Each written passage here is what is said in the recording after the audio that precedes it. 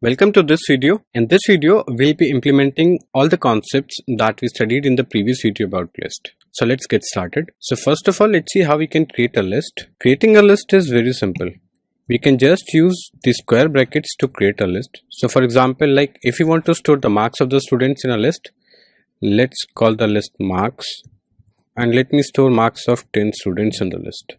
So once we have created the list, we can see it as by printing it simply. So here we can see that the marks of the 10 students are present in the list called marks. So for example, if you need to print the marks of the student at index 5 for example, okay, so we can do that simply by marks bracket index 5 and it will print the mark 6. So the result is 6 because the index in Python starts at 0. So 0, 1, 2, 3, 4, 5 and hence 6 is the output.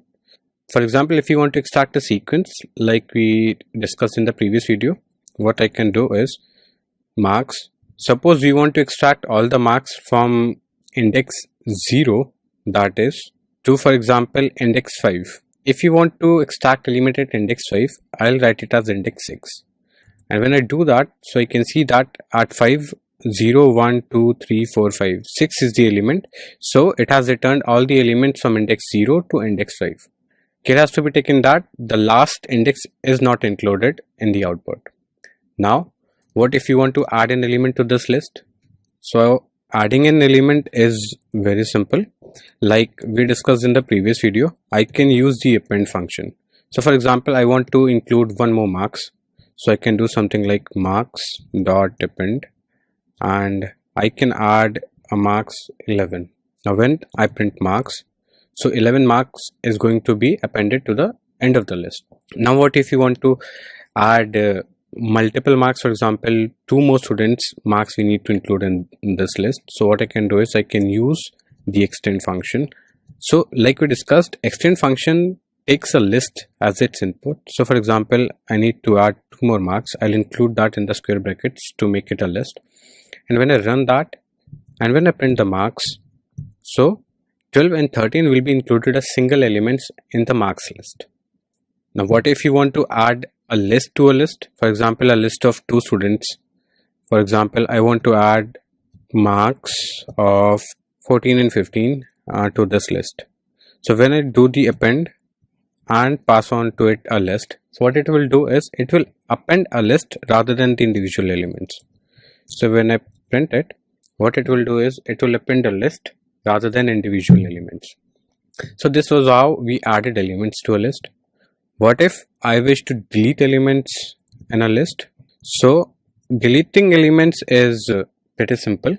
So if you want to delete an element by value like we discussed, so I can just use the remove function. For example, I'm not interested in having this in my list. So what I can do is I can write it as marks dot remove and the element that we wish to remove. So for example 14 comma 15. So this should remove this element from our list. When I print marks, I'll see that this list is no more present in our original marks list. What if we want to remove an element at particular index? Say suppose I want to remove this one which is present at index 0. So I can use the del keyword, then the name of the list and the index from which the element is to be removed. Since 1 is present at 0, so I'll write it as 0 index. When I do that, so this element will be removed from our list.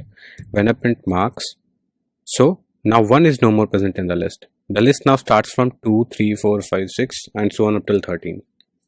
So this was how we can delete elements from a list. Now the last thing that we want to implement in list is how we can access each element of a list. So for example, we want to print all the marks in the list. So I can do something like we can use a for loop to access the elements in a list like we discussed. So I can do something like for mark and marks. Since marks contain the list which is a sequence and for loop requires a sequence or iterable, so this is okay. For mark and marks, what I would wish to do is print all the marks. Print mark. So what it will do is it will first extract 2, print it, then mark will have a value of 3, then it will be printed, then mark will have a value of 4 and it will be printed and so on till it reaches the end. Let's see the result. So 2, 3, 4, 5, 6, 7, 8, 9 up till 13. So this is how you can access list elements. So instead of printing, you can perform your own operation, whatever you want to do with the list element. So for example, if you want to add 1 to each element, you can do that by this. So for example, if first you'll access the element and you want to print by adding 1, so you can do something like mark plus 1 and print it. So since the first element was 2, we have added 1, it becomes 3, and so on till the last element 13 becomes 14. So this was how you can perform operations in list. So first we saw how we can access elements. Before that we saw how we can create a list, how we can access the elements by single element, multiple elements. Then we saw how we can add element to a list. Then we saw how we can remove elements from a list, and then how we can access each list using a for loop. So this was all about implementation of list. In the next video we'll be talking about dictionaries. Thank you so much.